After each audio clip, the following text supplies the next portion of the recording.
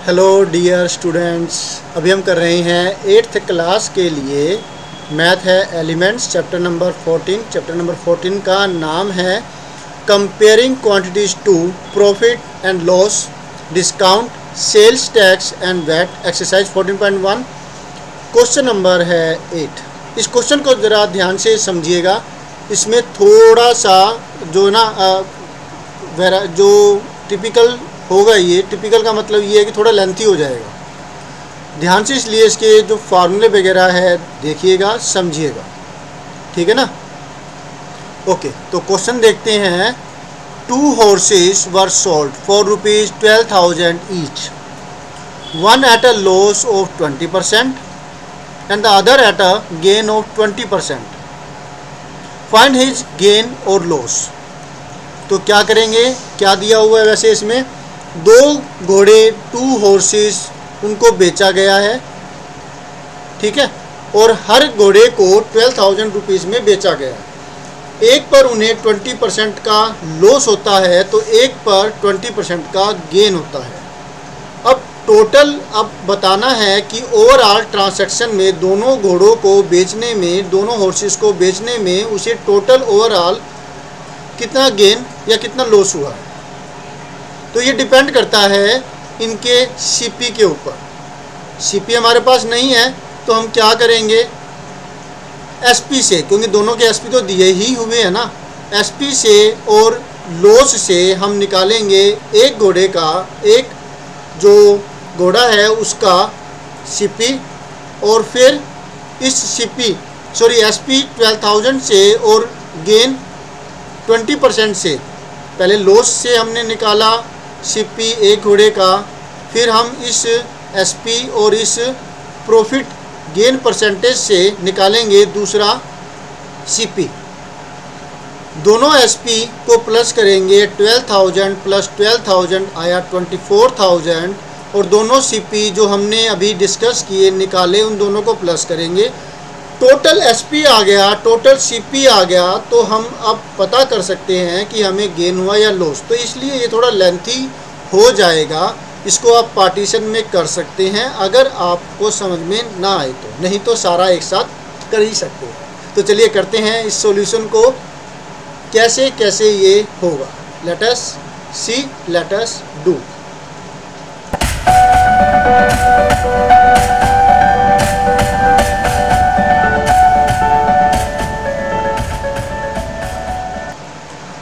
तो फिर in the case of 1 horse, एक हॉर्स के केस में हमें मिला हुआ है SP is equal to ₹12,000।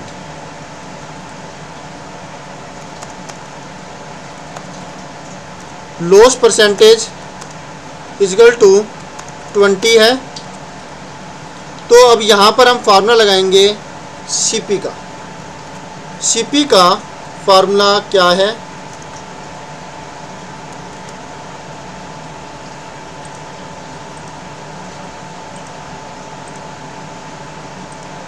CP का फार्मूला होगा एसपी मल्टीप्लाई में 100 और डेनोमिनेटर में आएगा 100 माइनस में लॉस परसेंटेज, ठीक है। अब इनकी वैल्यूज़ पुट कर देंगे। जो एसपी है उसकी जगह आ जाएगा 12,000, जो लॉस है परसेंटेज भी हटा करके वैल्यू आ जाएगी 20, ठीक है। 12,000 मल्टीप्लाई में 100 और नीचे मिलता है आपको 80। इसकी कटिंग जो कटता है वो हम काट देंगे और लोएस्ट फॉर्म में जो आंसर बनता है वो लिखेंगे। कटिंग मैं यहाँ पे शो नहीं करूँगा, वर्ड की फाइल में पेंट में करते हैं। तो ये है 12,000 को हम काट देंगे। कुछ कट रहा है तो 1 0 से तो 1 0 कट गई, 8 से ये कट रहा है तो काट देते हैं। 8 1 जा 8, 8 1 जा 8, बचा यहाँ पर 4, 4 0 40, 8 5 जा 40, ठीक है। और 2 0 बची, 2 0 की 2 0, एक जीरो ये हो गई और एक जीरो, दो जीरो ये हो गई, तो ये मिल गया हमें 15,000। यानी कि घोड़ा जो है वो 15,000 रुपये का, 15,000 रुपये का ख़रीदा गया था और बेचा गया 12,000 रुपये का, तो लॉस जो परसेंटेज है वो 20% है। क्लियर है? इसलिए यहाँ पर जो अमाउंट आएगी सीपी की वो है 15,000 आई थी ना, 15,000 पहला सीपी निकल गया। तो हम इसके लिए सीपी SP1 CP1 का केस डाल देते हैं। ये SP1 कर दिया और इसी तरीके से इसको CP1 कर दिया। ठीक है, CP1 हमारा इतना आता है।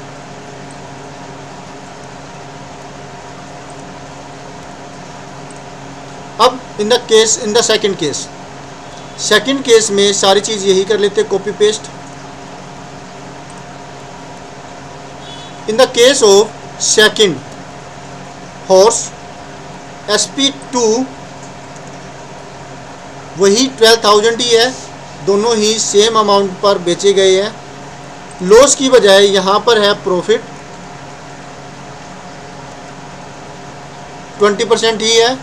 CP1 की बजाय यहाँ CP2, फार्मूला वही है, नीचे बस लॉस की बजाय आ जाएगा प्लस का प्रॉफिट परसेंटेज, माइनस की बजाय इधर हुआ प्लस,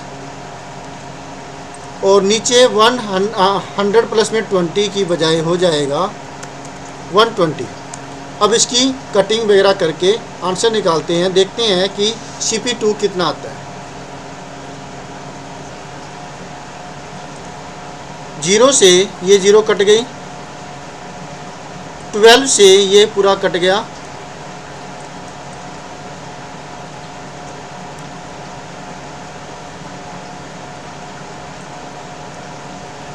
1000, 12 बन जा 12 और 3 जीरो की 3 जीरो और 1 जीरो ये हो गई, तो टोटल 4 जीरो जो है वो आ जाएगी। मतलब 10,000 रुपीज़ का वो ख़रीदा गया था और बेचा गया 12,000 का। और पहले वाले केस में 15,000 का ख़रीदा था और 12,000 का बेचा गया। 10,000 का ये ख़रीदा गया और 12,000 का बेचा गया 2,000 के प्रॉफिट पर। क्लियर है? तो हमें मिलता है CP2 इज इक्वल टू ₹10,000। ये दो ट्रांसैक्शन है, समझ में आ गया आपको?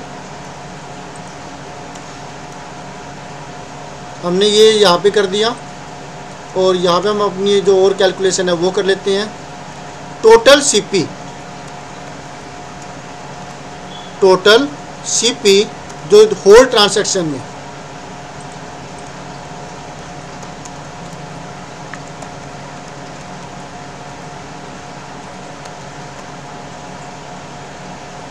Is equal to CP1 plus में CP2, ये कर देंगे।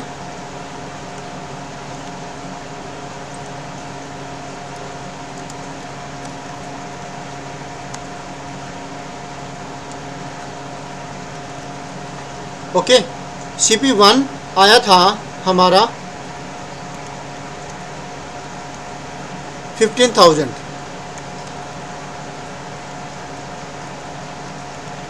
और जो CP2 है वो आया 10,000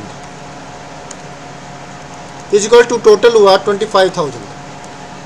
ठीक है, और टोटल CP के बाद टोटल SP,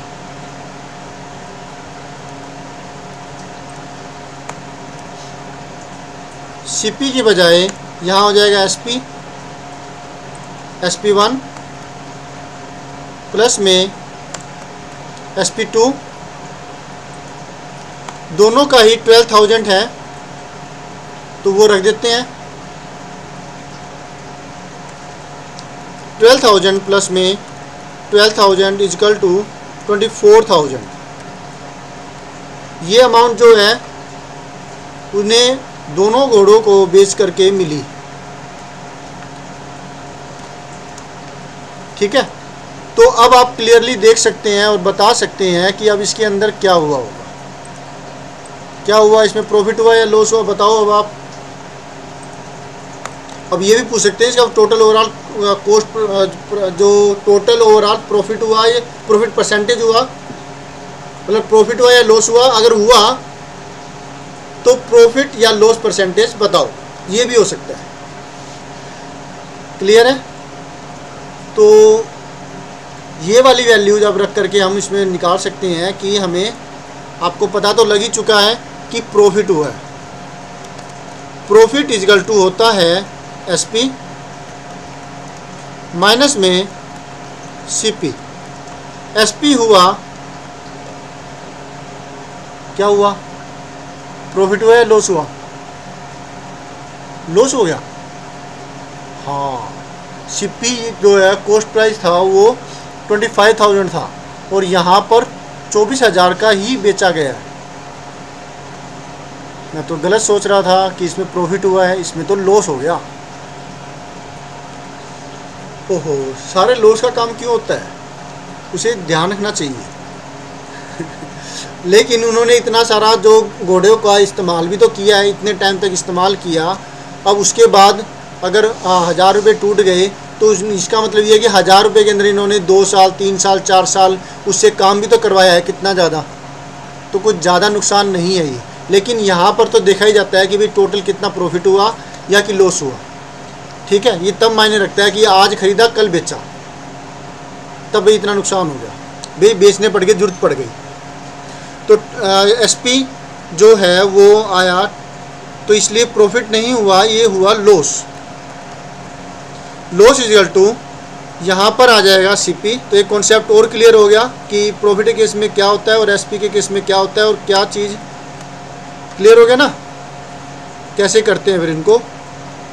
25,000 का CP है, एक घोड़े पर 15,000 का ख़रीदा था उसने, जो आदमी ने, और एक घोड़ा 10,000 का।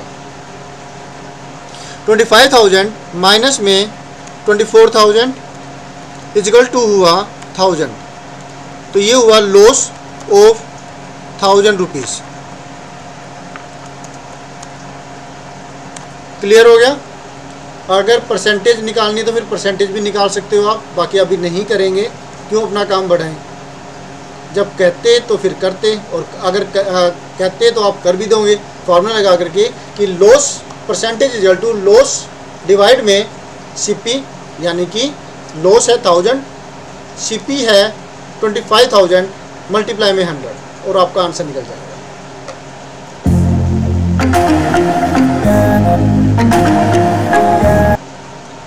बाय, मिलते हैं नेक्स्ट वीडियो में।